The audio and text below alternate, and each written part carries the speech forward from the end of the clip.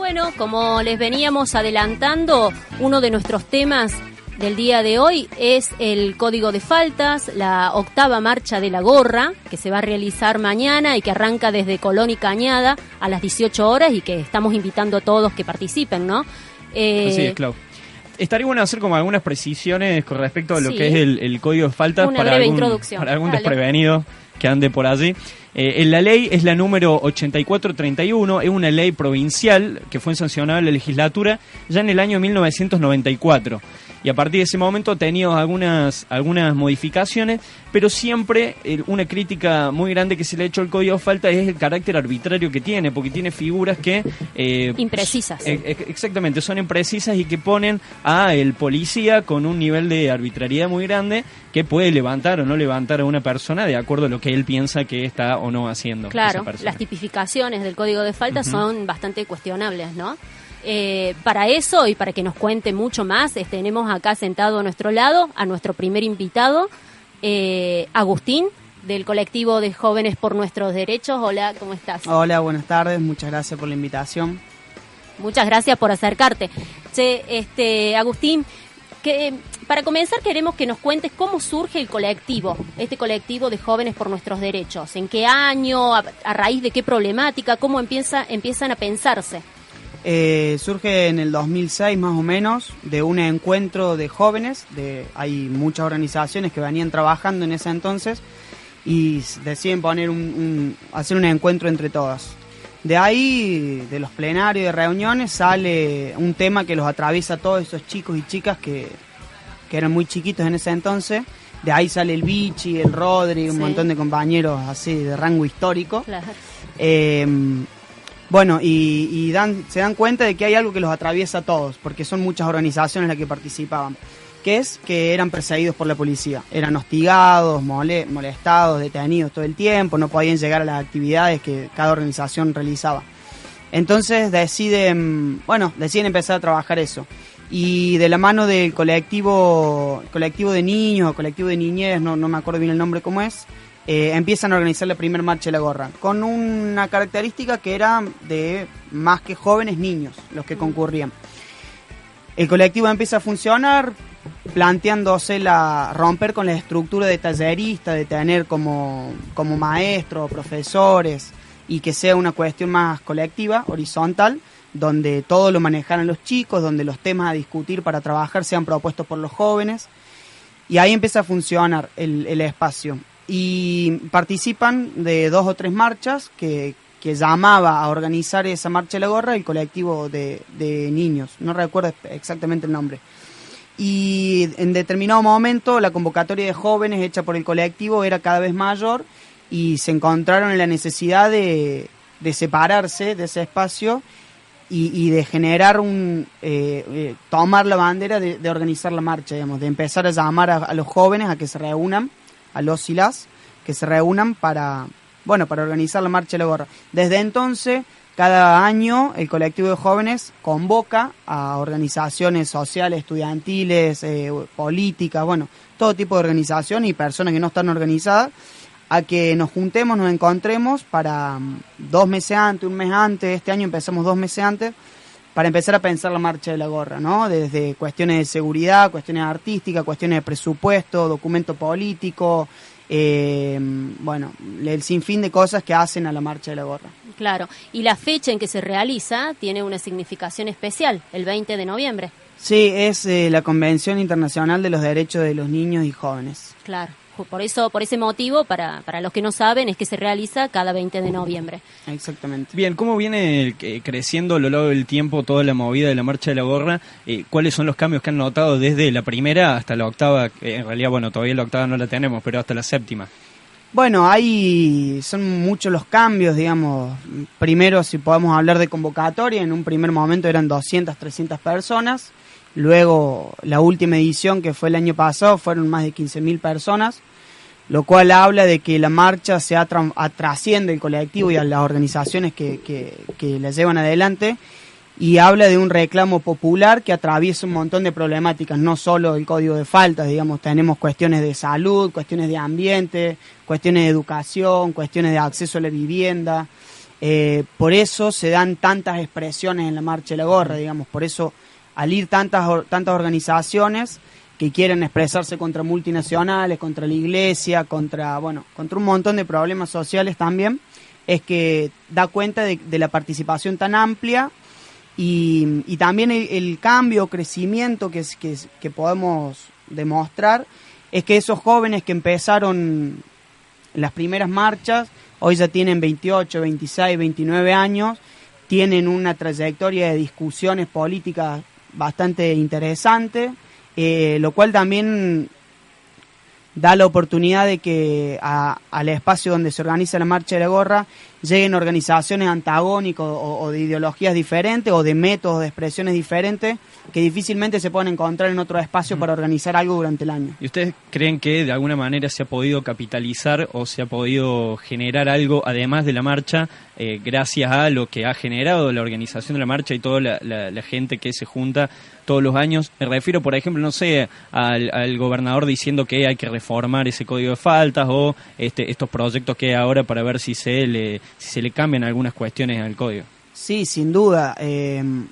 A nosotros como colectivo de jóvenes, si algo que nos parece importantísimo es disponer de un proceso de organización, digamos, encontrarnos con otros espacios y trabajar, digamos, y coordinar acciones y expresarnos no solo el 20 de noviembre, sino cada vez que hay una detención, sino cada vez que hay algún tipo de injusticia, encontrarnos en otras marchas y organizarla, ir a las comisarías, ocupar plazas.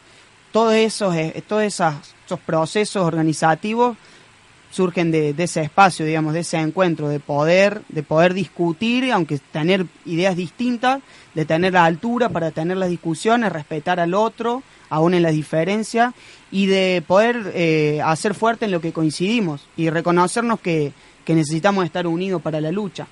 Y también otra cosa a resaltar es que obligadamente el gobierno, año tras año, lo hemos puesto en la situación de contradecirse, digamos, de contradicción constante, porque antes decían que el código de falta era necesario para controlar el delito, que la figura de merodeo era una herramienta muy útil para la prevención del delito, siendo que en el mismo momento que lo expresaba uno puede darse cuenta que el código de falta no está en el ámbito penal, sino que corresponde al ámbito contravencional, por lo cual no puede actuar sobre el delito porque no previene figuras penales, digamos, sino que es para regular la convivencia social.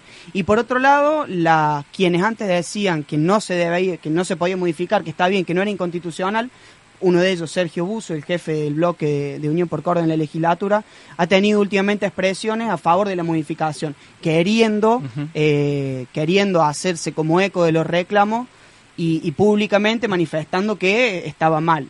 Al fin y al cabo, eso sigue sucediendo, la arbitrariedad sigue existiendo, el abuso policial también, y para nosotros es importantísimo aclarar que esta modificación del Código de Falta, primero que es una lavada de cara, digamos, simplemente eso, es mediáticamente quedar bien con la gente, y también no modifica cuestiones de fondo, digamos.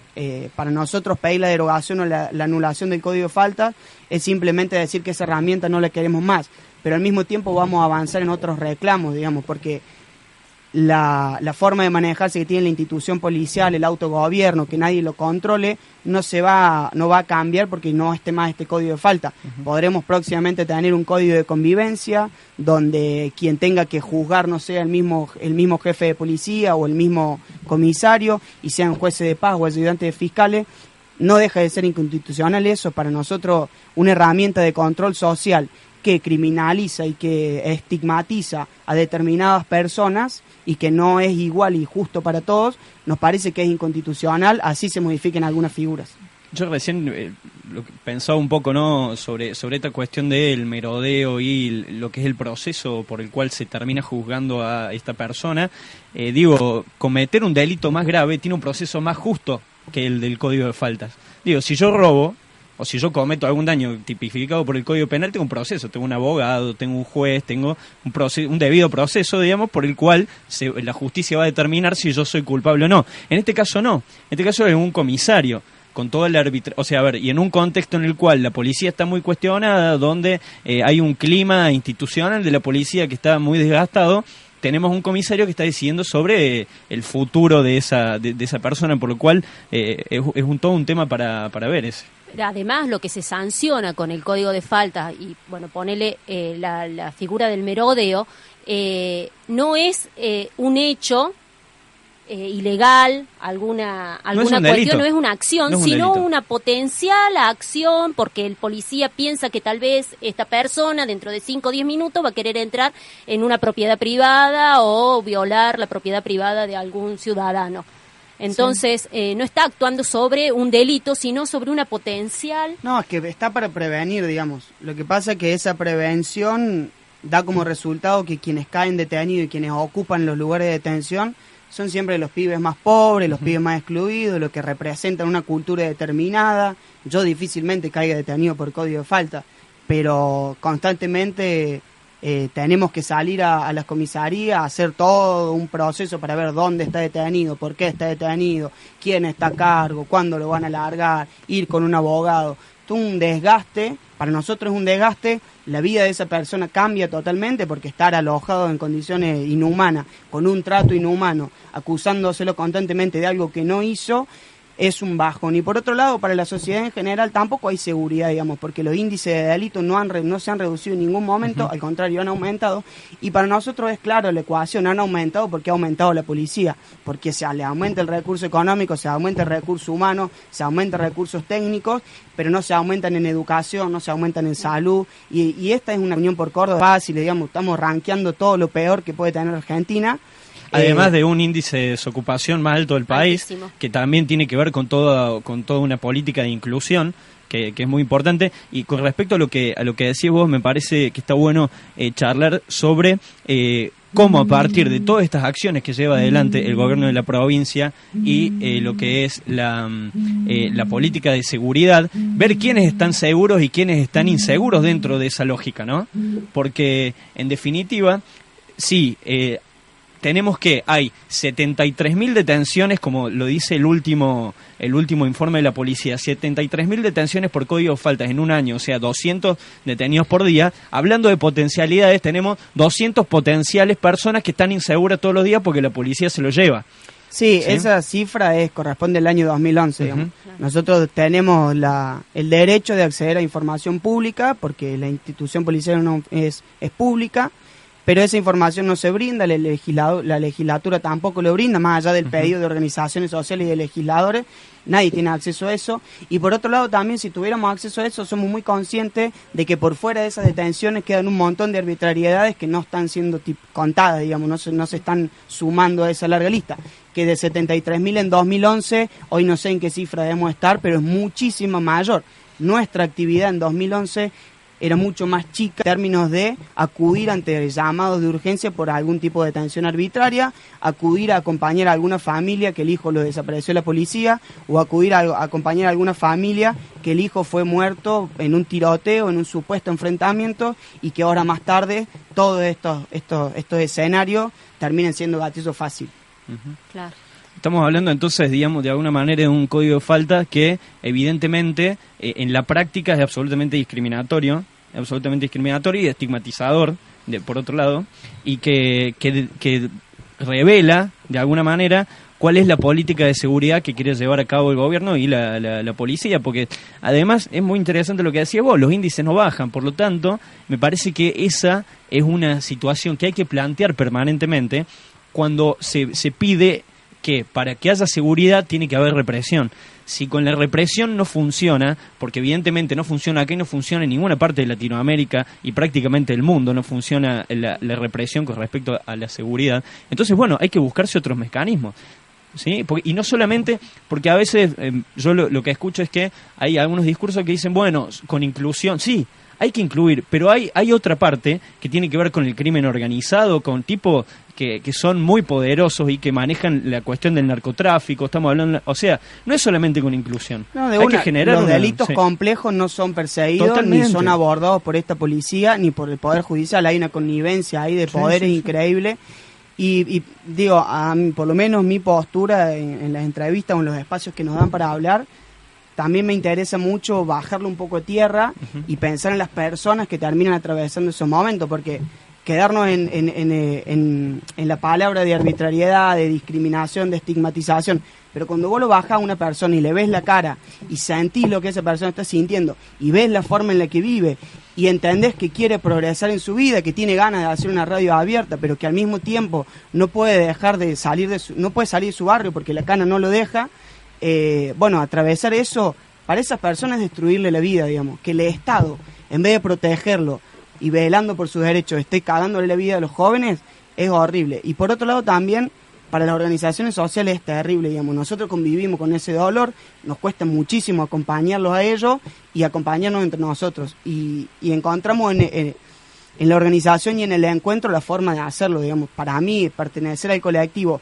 y poder abordar todas estas temáticas desde el amor, desde el acompañamiento, desde la unidad, yo entiendo que es la única forma de ir y sacar un pibe de la cana y decirle, bueno, lamentablemente esto va a seguir siendo así, pero podemos algunas cosas hacer. Y también quiero resaltar que los jóvenes no son los únicos perseguidos de este código de falta. Las compañeras trabajadoras sexuales que están nucleadas en Amara, acá en Córdoba, son doblemente victimizadas porque lo sufren ellos por la extorsión policial, para permitirles hacer su trabajo, detenidas por el artículo 45 que responde a la prostitución. Misma familia detenidas todo el tiempo. La situación de estas compañeras es horrible también. Uh-huh. A mí lo que se me venía a la cabeza es reluciente gobierno con esa publicidad. Eso cuesta y cuesta hacerle entender que si estamos así es por la represión y no por otra cosa, digamos. Claro, lo que pasa es que también se instala el miedo, entonces ¿qué pide? Se legitima desde ese lugar, se está legitimando estas políticas de la policía, ¿no? Estas políticas policiales que lleva el gobierno a cabo. Entonces la gente con miedo dice, queremos más policía. ¿Qué pasa? Que no hay policía en la esquina. A mí me robaron y no había un policía acá cerca, no pasó un patrullero en todo el día y se pide más policía. Ahora, ¿qué tipo de seguridad es la que nosotros necesitamos? ¿Qué tipo de seguridad es la que piden estos chicos de barrios carenciados, en los que se ven vulnerados sus derechos constantemente? ¿Cuál es la seguridad que ellos necesitan? Sí, ahí el Estado debería tener un equipo interdisciplinario para abordar cada situación particular. ¿Qué genera la delincuencia? Es un concepto muy amplio, digamos. Podemos decir que es la pobreza, podemos decir que es forma de vivir en un lugar, porque históricamente la familia en la cual yo puedo pertenecer se ha dedicado al delito, porque nunca en la vida ha tenido la posibilidad de ser incluido en un trabajo formal. Son diversos los motivos, el consumo problemático de drogas, son diversos los motivos. La respuesta del Estado siempre es la misma, es más policía, digamos. Sí. Y estaría buenísimo que la gente en general, digamos, pueda darse el espacio para reflexionar unos minutos y darse cuenta que acá en Córdoba desde hace 15 años la respuesta es siempre la misma, digamos. La ecuación es, hay delito, va a haber más policía. Hay inseguridad, va a haber más policía. Hay violencia, va a haber más policía. Ahora, nunca se pudo modificar ese problema de fondo. Y al contrario, lo que se hace, que eso va avanzando y va creciendo, aunque no lo podamos ver, lo que se hace es retirarlo de nuestras vistas, llevarlo a lugares periféricos, invisibilizarlo, quitarle recorrido de colectivos, de transporte público, quitarle centros de atención de salud, quitarle centros de educación, y esta gente sigue viviendo ahí, digamos, tienen amor por vivir, quieren vivir. Lo que pasa es que viven como pueden, sin el Estado. Y me parece que un poco también tenemos que ir cerrando el bloque, pero para reflexionar también sobre el tema de la policía, que es un tema que seguramente dará para largo y hay que discutir un montón de cosas. Es inimaginable que todos los policías que entran a la fuerza tengan ese mismo concepto de seguridad y que quieran hacer eso que terminan haciendo, porque además muchas veces surgen de los mismos lugares a los que se llevan, digamos. Entonces hay que ver que hay una institución que corrompe a esas mismas personas que trabajan dentro de la fuerza de seguridad y los llevan a hacer esas detenciones y esas cosas que terminan sucediendo. Por lo tanto, hay que discutir un poco cuál sería el rol que tiene la policía en nuestra ciudad, en la ciudad, de la provincia y en todo el país. Sí. A mí siempre me llamó la atención ese tema, ¿no? De que, por sobre todo, la primer salida laboral en la que piensan muchos chicos de sectores humildes, porque es una salida laboral rápida, efectiva, que si no te mandas una macana demasiado grande, vas a permanecer ahí, vas a cobrar tu sueldo a fin de mes, es ser policía. Entonces, de esos sectores humildes sale la mayor cantidad de policías y cómo, con el transcurso en la permanencia en esa institución, se ven en esa situación de tener que detener de llenar una planilla deteniendo a jóvenes que son vecinos suyos, que han sido compañeros suyos, y que por ahí ellos mismos han estado en esas mismas condiciones, ¿no? Uh-huh. Por otro lado, a mí me parece muy importante que lo reflexionemos, como estaban diciendo acá mis compañeros, que reflexionemos y que dejemos de naturalizar todas estas cosas que vemos en la calle, ¿no? Que no pasemos y bajemos la vista y crucemos la calle cuando veamos una detención. Nos tenemos que parar y hacernos cargo, que esa es la sociedad que nosotros estamos alimentando. Agustín, sí, contanos, como para terminar un poco, a qué hora es la marcha de mañana, dónde se concentra, hasta dónde se marcha y cuáles serían la actividad, porque también sabemos que hay festival y todo, ¿no? Sí, bueno, ahora a las 16 horas en el Patio Olmo se va a estar cortando algunas calles del centro, no cortando el paso, sino cuando da rojo el semáforo, sí. Se van a ocupar las esquinas con cartel y con volantes para invitar a la marcha. La marcha, y a las 20 horas en Plaza San Martín se va a estar estrenando el documental Alta Marcha, que es un documental realizado por amigos y amigas que se han acercado desde hace muchos años a participar de la organización de la marcha y que son comunicadores, entonces han puesto su herramienta a disposición y han hecho un documental. Bien, eso es hoy. Hoy a las 20 horas en Bien. Plaza San Martín. ¿Y mañana? Y mañana bajo la consigna más vale gorras embrollando que la policía matando, pidiendo la derogación del Código de Falta y basta de gatillo fácil. Concentramos a las 18 horas en Colón y Cañada para estar marchando hasta la Plaza San Martín, donde se va a leer un documento político como todos los años, un documento consensuado y escrito colectivamente. Van a estar presentes familiares de víctimas de gatillo fácil y después va a haber un show musical, digamos, con Rimando entre versos, Zona de Cuarentena, Luz de Sombra, Sin Remedio y Las Polainas, amigas de la casa. Amigas de la casa, totalmente. Sí. Bueno, Agustín, estábamos hablando recién con Agustín del colectivo de Jóvenes por Nuestros Derechos. Te agradecemos mucho por haberte acercado hasta acá, hasta la radio. A ustedes la invitación. Y nos vemos mañana. Ojalá. Sí, mañana ahí estaremos. Bueno, muchas gracias. Vamos.